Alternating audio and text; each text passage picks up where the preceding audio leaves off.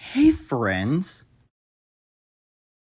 I am so disappointed right now. Why is this game not as beloved as it should be? Kid Icarus Uprising is a delight. Two major aspects as to why I love this game so much are the characters and the writing. Pit is one of, if not my all-time favorite Nintendo protagonist. There is so much to this character and so much personality that it's insane. He can be a bit dim-witted and naive, but he's also super determined to maintain order in the human world and his loyalty to Palutena.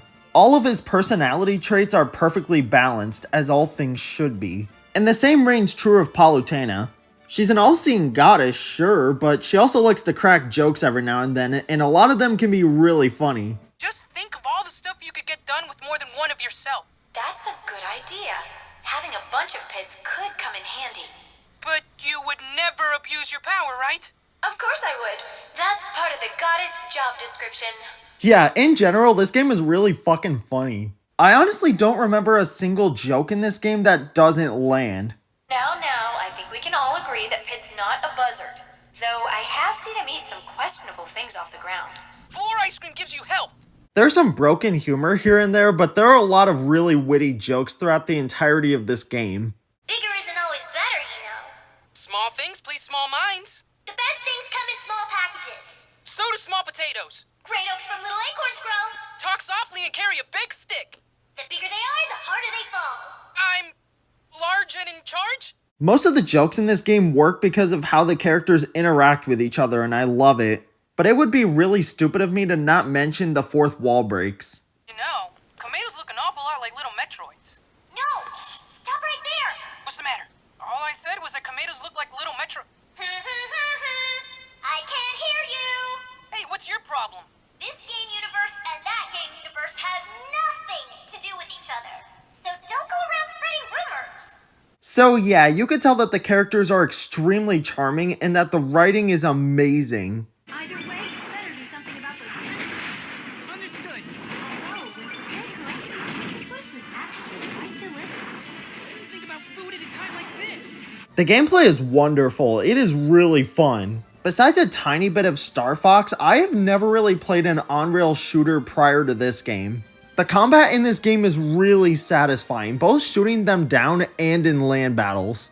I feel like land battles would be much easier to control if this game were released nowadays and I could just use a Switch Pro controller, but the default controls for this game aren't half bad. Okay, so I'm gonna demonstrate the basic controls. So you press L to shoot, or you can also turn on auto fire, as you can see. Then you use the stylus on the touchscreen to control where you're aiming. When I said that land battles would be easier to play with the Pro Controller, I also kind of meant it for this game too. But, oh well. Either your hands will really hurt like crazy, or you'll get lucky like I did and get used to the default controls very easily. Oh yeah, and here are the land battles. You can shoot, yes, but you can also fight melee, which is pretty much the same button scheme, or you could use some of the face buttons instead whenever you're fighting melee. I don't know what the point of this first-person point of view is, but whatever. For aiming and the camera, you have to use the touch screen. For some reason, it doesn't use the new 3DS circle pad, but to be fair, this came out prior to new 3DS models, so I don't know. Kind of a weird choice to make him move with this little tiny nub, but oh well. The default controls are fine as long as you get used to them, I guess. Oh yeah, and you can also use special attacks like Mega Laser, for example, by using the touchscreen. Yeah, the controls are kind of weird for this game by default, but one, you can customize them, and two, I don't know, I got used to the default controls, so maybe I'll get lucky like me, I don't know. My only real nitpick with Kid Icarus Uprising is that I kind of wish that Pitu had more screen time, but oh well. There's a level where you can play as him, so it kind of makes up for that.